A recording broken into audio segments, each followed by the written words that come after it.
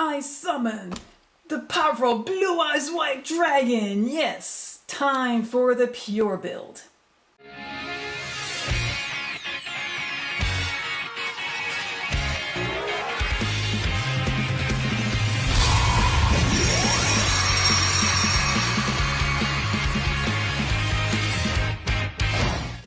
Hi, it's your local Dragon Lady here with a pure Blue Eyes deck profile. I've been getting requests for this for quite a while, so here we go. It's a deck I do play on occasion on my locals, but Chaos Max is my area of expertise, but still, pure Blue Eyes is a really fun deck. Now, it's not very strong these days, especially against the meta, but I think the reason why this deck still has a lot of appeal, not just because it's the ace card of Seto Kaiba, but so far it is the only anime character deck that has actually won a World Championships. That's right, in 2016 Blue Eyes took the World Championship Series, so that is really cool. And this was the strongest deck for about a month or more. So yes, Blue Eyes had its time. It's not much these days. It's more of a tech card in other decks. I use it in Dragon Links. I use it in Chaos Max. But the pure form is still a very fun casual deck. So without further ado, let's get to this profile. For our monsters, we have 3 Blue Eyes White Dragons. I'm going with the blingy kind today. And 3 Blue Eyes Alternative White Dragons. You need to have 3. These are very crucial. 3 Sage with Eyes of the Blue, pretty standard. You normal summon him, he can search out a light tuner. Very, very important. And of course, if you have an effect monster in the field, you can ditch him to the graveyard. And you can special summon a Blue Eyes White Dragon straight from the deck. For your eggs, I have 3 White Stone of Ancients, pretty standard, but only 1 White Stone of Legend. You can get away with using 2, but 1 is enough because not only is it searchable, but you only need to send 1 to the grave with card effects and it allows you to add a Blue Eyes White Dragon to your hand. White Stone of Ancients is really good. Once it goes to the grave, on your end phase, you can summon a Blue Eyes White Dragon from your deck. These are all light tuners, so these are very good when you go into your extra deck. 1 Dragon Spirit of White. I love this card. Some people use 2. I find 1 is good enough. The great thing about this card is once he's in your hand or in your graveyard, he becomes a vanilla monster, which is very important. And each time he's special summoned, he can banish a back row card. So yes, if your opponent has something that's very problematic, that's stopping you from doing your plays or anything back there you're nervous about, you can special summon him from your hand or revive him from your grave, banish it, and yes. And also another effect is as long as your opponent has a monster in the field and you have Blue Eyes White Dragon in your hand, quick effect, you can send him to the grave and you can special summon a Blue Eyes White Dragon from your hand. 1 effect failure, pretty standard. He's searchable due to Sage of Eyes of Blue. He is light, he is a tuner, and of course if your opponent has an effect monster on their main phase and they try to use the effect, well, just ditch this to the grave and you can negate that effect. Or if you want, you can normal summon him and synchro off. 2 Keeper of the Shrine. This card is pretty good in this build, primarily because it is a dark monster and it's one of my primary targets for Dragon Shrine and Foolish Burial because I have other cards in this deck that relies on having a dark monster.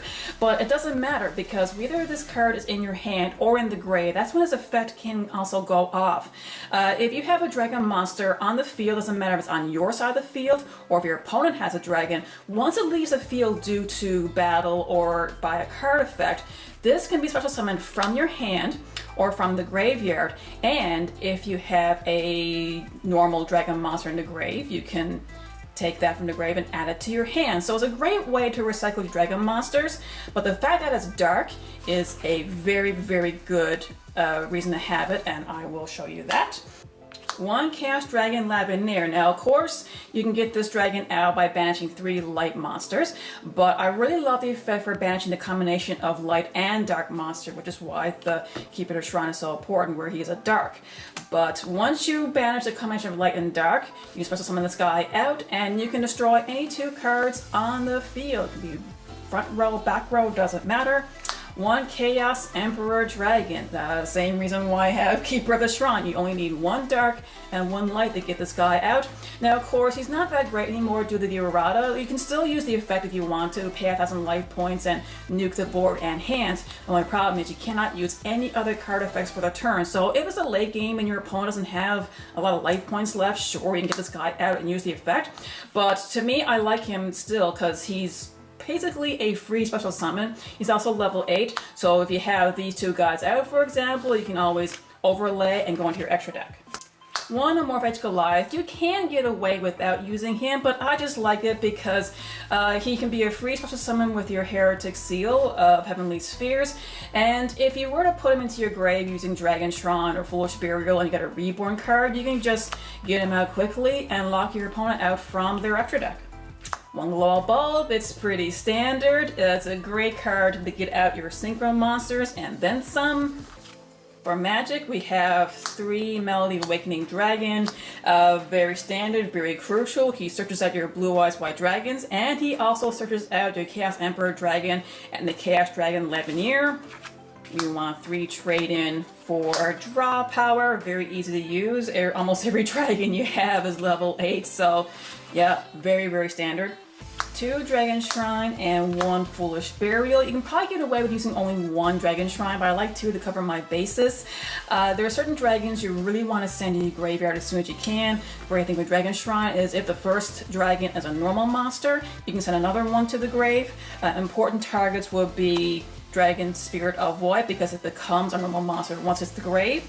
Another one is the White Sunlit Legend. Send it to the grave and automatically get a Blue Eyes into your hand. Keeper of the Shrine is another important one because it's a dark monster, so it allows you to banish for your Chaos Emperor Dragon and your Chaos Dragon Lavenier. And of course, once it's in the graveyard, that's when the Keeper of the Shrine becomes live. So if any dragon on the field goes to the grave by battle or card effect, bam, you can special summon that Keeper of the Shrine from your grave to your field.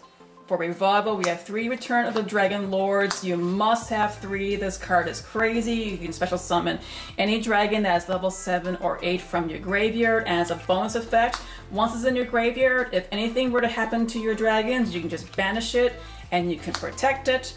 1 Monster Reborn, standard, just revive any monster from your grave or your opponent if you want to.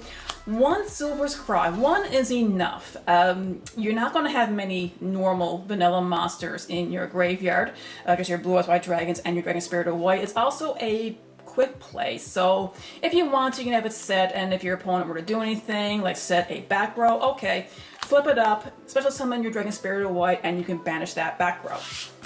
3 Call by the Grave, very essential. Hand traps just kills this deck, especially Ash Blossom and Droll and Lockbird, so you really want to have Call by the Grave to protect yourself from them.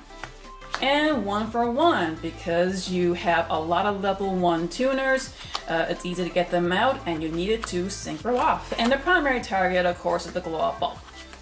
Traps only have 2, the ultimate creature of destruction. I love this card. It just basically makes your Blue Eyes White Dragon invincible, and it can destroy your opponent's monster when they attack into it.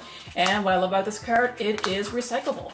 For the extra deck, we have 1 Linkuriboh, very standard, very easy to get out, and it's good defense.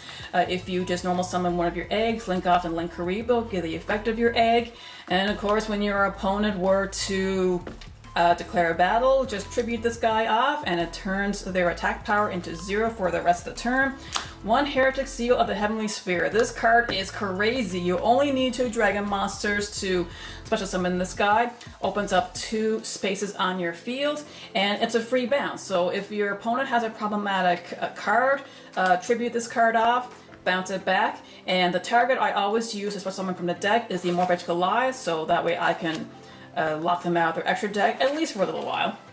1 Blue Eyes Twin Burst Dragon, very good card in this deck, very easy to get out, and it's a great stun card. I have made a video talking about how good this card actually is, link in the description below. But essentially what this guy does is you don't need polymerization to get him out. Just 2 Blue Eyes White Dragons is all you need. That includes a Blue Eyes ult. But say if your opponent has 2 problematic monsters that has the equal attack power or higher, he cannot be destroyed by battle. and he can attack into 2 monsters.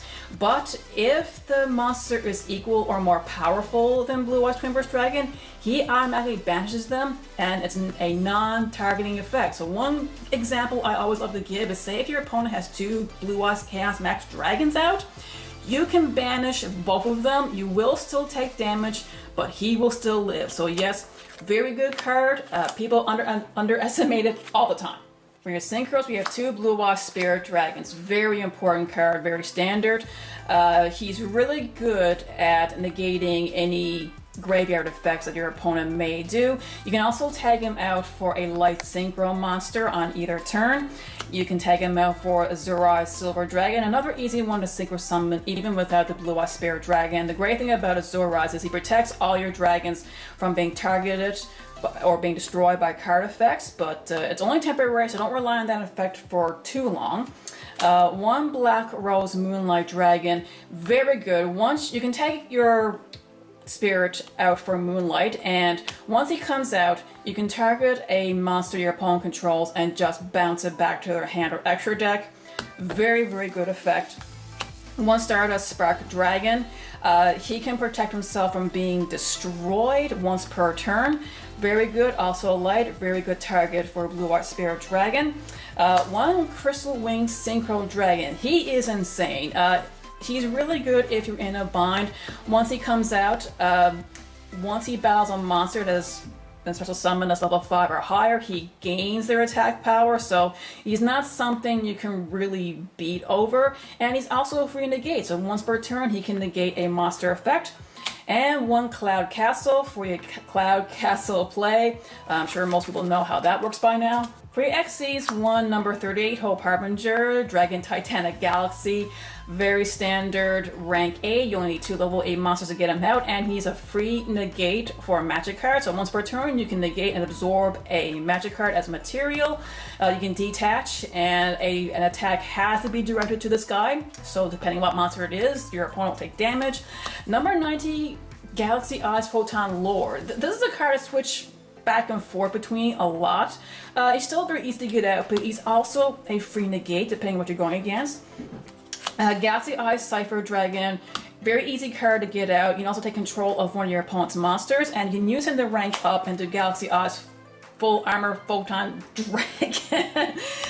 He's a free pop. He can pop a face-up card, and he's a 4,000 beat stick, and there's a lot of strong monsters out there, so if you need something more powerful to beat over something, he's a pretty good choice. And 1 True King of All Calamities. He is why you need Cloud Castle 4, because you can overlay it into him, and he is devastating. Very hard to get over. You can detach material to clear any attribute or type. Well, in this case, you can declare dark, light, wind, doesn't matter. And all your opponent's monsters become that.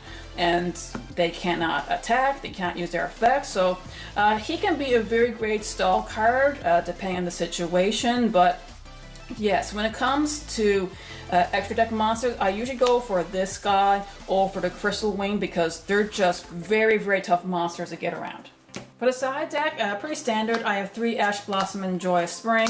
Very good hand trap. You can disrupt a lot of your opponent's plays with this. 2 Gameciel the Sea Turtle Kaiju, because, well, your opponent could have a very big boss monster you can't beat over or destroy. So he's really good to get rid of those cards. 3 Twin Twisters for all those back row heavy decks.